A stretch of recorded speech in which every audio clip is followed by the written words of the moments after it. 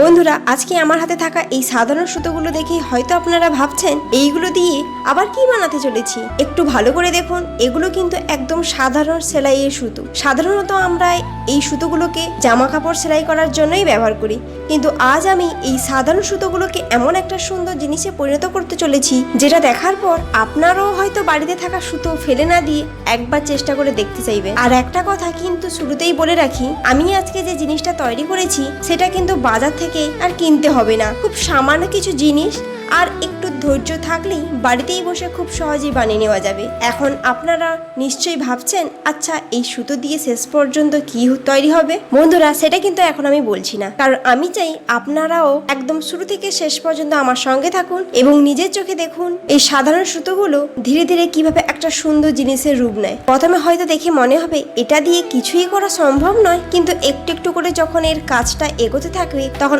আপনারাই বুঝতে পারবেন আমি আসলে কি তৈরি করেছি। আর শেষের দিকে যখন পুরো কাজটা তৈরি হয়ে যাবে তখনই কিন্তু আপনাদের সামনে আসল জিনিসটা দেখাবো। তাই মাঝখান থেকে ভিডিওটা স্কিপ করবেন না, কারণ একদম শেষের অংশটাই হবে সবচেয়ে মজা। চলুন তাহলে প্রথমেই দেখে নিই এই সাধারণ সুতোগুলো দিয়ে আজকের কাজটা কিভাবে শুরু করছি। আর হ্যাঁ বন্ধুরা, আপনারা কমেন্ট করে কিন্তু এখনই বলে দিতে পারেন আপনাদের কি মনে হচ্ছে এই সুতো দিয়ে আমি কি বানাতে চলেছি। দেখি তো শেষ পর্যন্ত আমার বানানো ডিজাইনটা সঙ্গে আপনাদের অনুমান মেলে কিনা। বন্ধুরা, এখানে যে আমি সুতোটা যে নিয়েছি দুটো কালারে, সেই কমলা কালারে যে আমি সুতোটা নিয়েছিলাম ওই সুতোটাকে আমি কি করেছি, একটা স্কেল নিয়েছি, ওই স্কেলের মধ্যে আমি কি করেছি ভালো করে পেঁচিয়ে নিয়েছি। আমার ইচ্ছে মতো আমি পেঁচিয়ে নিয়েছি, ভালো করে রাউন্ড শেপ দিয়ে পেঁচিয়ে নিই। তোমরাও তোমাদের ইচ্ছে মতো পেঁচিয়ে নিতে পারো, কোনো নির্দিষ্ট মাপ নেওয়া দরকার নেই। নিজের ইচ্ছে মতো যতটা তোমার মনে হবে তুমি ভালো করে স্কেলের মধ্যে, যদি স্কেল তো সবার বাড়িতে থাকে, তো স্কেলের মধ্যে ভালো করে সুতোটাকে পেঁচিয়ে নিতে হবে। তারপর 3 ইঞ্চ মতো কি 4 ইঞ্চ মতো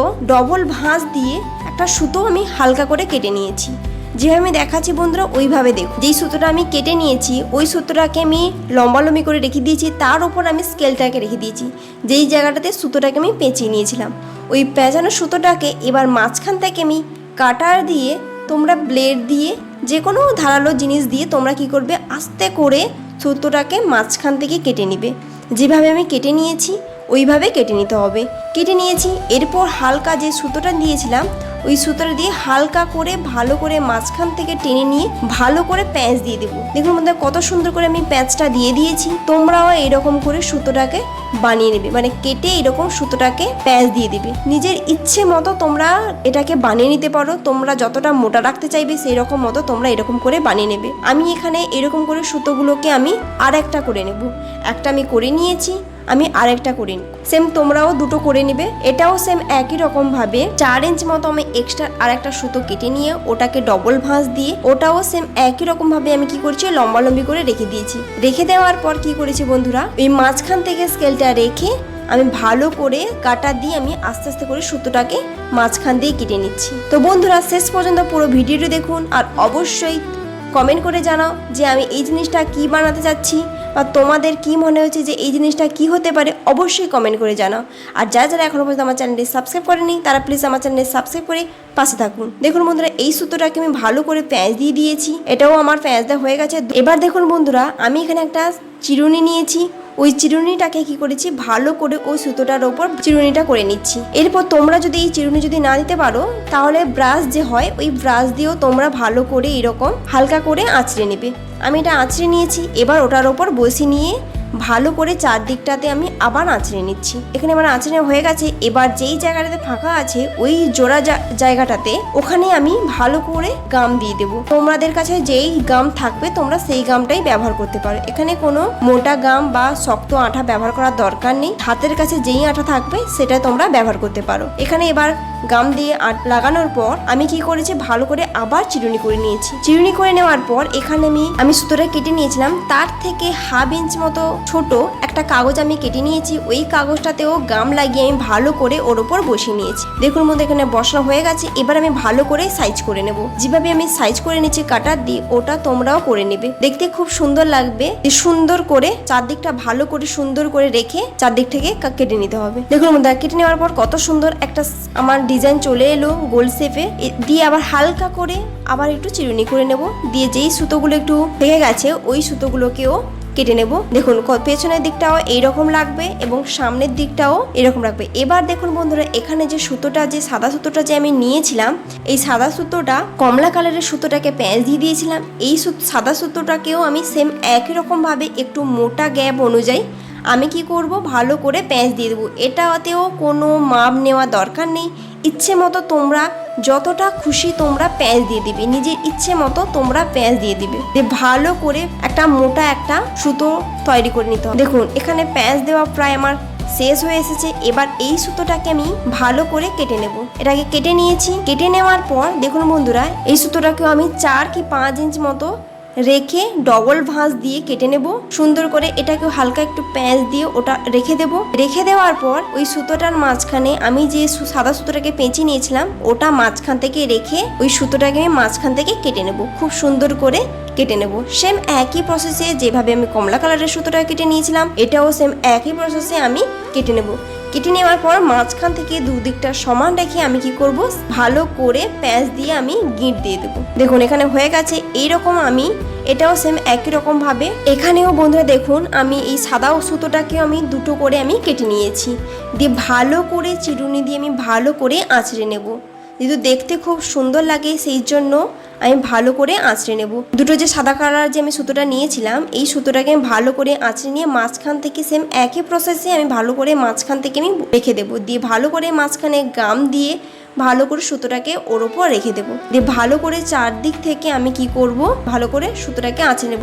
এটাও সেম একই, যে সুতোটাকে আমি কেটে নিয়েছিলাম তার থেকে সাদা সুতোটা যে আমি কেটে নিয়েছিলাম ওর থেকে একটু বড় মাপ রেখে আমি একটা কাগজ আমি কেটে নিয়েছি।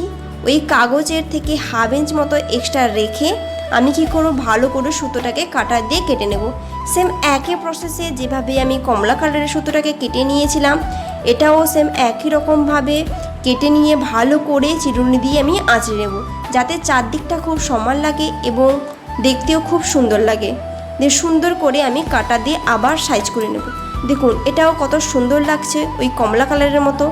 এবার ওই কমলা কালারের যে আমি সুতোটাকে নিয়েছিলাম, ওই সুতোটাকে মধ্যে আমি কি করব, ভালো করে গাম দিয়ে ওই সাদা সুতোটার মাঝখানে কি করব, ভালো করে বসিয়ে নেব। দেখুন কত সুন্দর লাগছে, এই জিনিসটা তৈরি হয়ে গেল।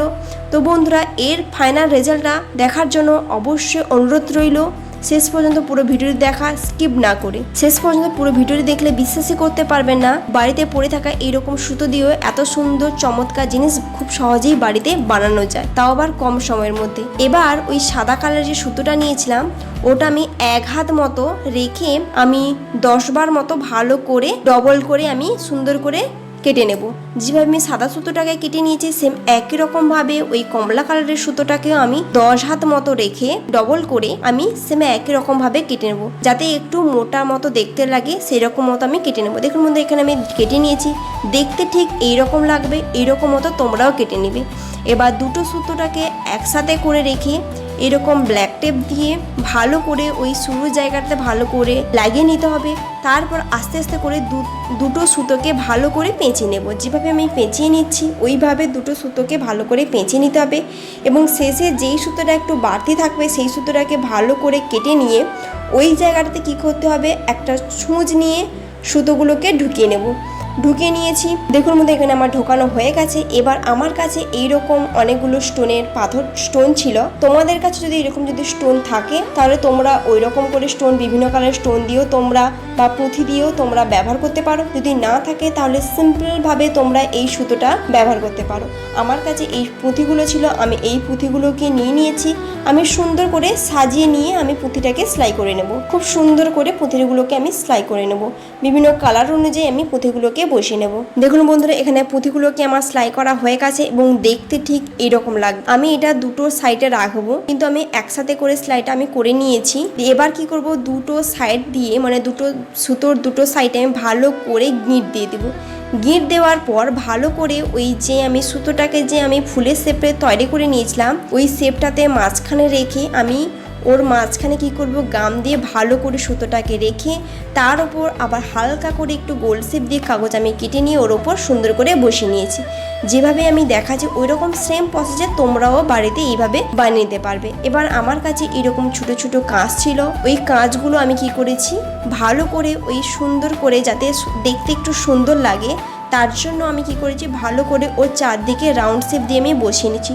তোমরা কেউ চাইলে এটা দিতে পারো বা না দিলেও সুন্দর লাগবে, সুন্দরভাবে এটা তৈরি হয়ে যাবে। যদি পারো মাঝখানে একটা কিছু ছোট্ট একটা পুঁথি বা একটা অন্য কালার দিয়ে ভালো করে গিঁট দিয়ে পুঁথির মতো তৈরি করে ওই মাঝখানেও তোমরা বসিয়ে নিতে পারো। দেখুন বন্ধুরা, অবশেষে আমার তৈরি হয়ে গেল কত সুন্দর একটা ইউনিক রাখি। বিশ্বাসে কেউ করতে পারবেন যে এই রাখিটা কিন্তু তৈরি করেছে একদম সাধারণ সেলাইয়ের সুতো দিয়ে? এতক্ষণ ধরে আপনারা ভাবছিলেন এই সুতো দিয়ে আমি বানাচ্ছি, এবার কিন্তু আসল রহস্যটা আপনাদের সামনে চলে এলো। সবচেয়ে ভালো লাগার বিষয় হলো খুব কম সময়ের মধ্যে বাড়িতে থাকা সাধারণ সুতো দিয়ে যে এত সুন্দর রাখি তৈরি করে নেওয়া যায়, যেটা দেখতে খুব সুন্দর তেমনি একদম অন্যরকম এবং ইউনিক। তাই এবার রাখি কিনতে বাজারে যাওয়ার আগে বাড়িতে থাকা সুতো দিয়ে একবার এই সুন্দর রাখিটা বানিয়ে অবশ্যই দেখুন। আশা করছি আজকের এই সহজ DIY রাখিটা আপনাদের ভালো লেগেছে। ভালো লাগলে ভিডিওটিতে একটা লাইক করবেন আর এমন আরো সুন্দর DIY আইডিয়া পেতে আমার চ্যানেলে সাবস্ক্রাইব করে পাশে থাকবেন। আর অবশ্যই কমেন্ট করে জানান আমার এই সুন্দর DIY রাখিটা তোমাদের কেমন লাগলো, অবশ্যই কমেন্ট করে জানান। সবাইকে জানাই শুভ রাখি বন্ধনের অনেক অনেক ভালোবাসা। ভাই বোনের এই সুন্দর সম্পর্ক সবসময় ভালোবাসা, আনন্দ ও হাসিতে ভরে উঠুক।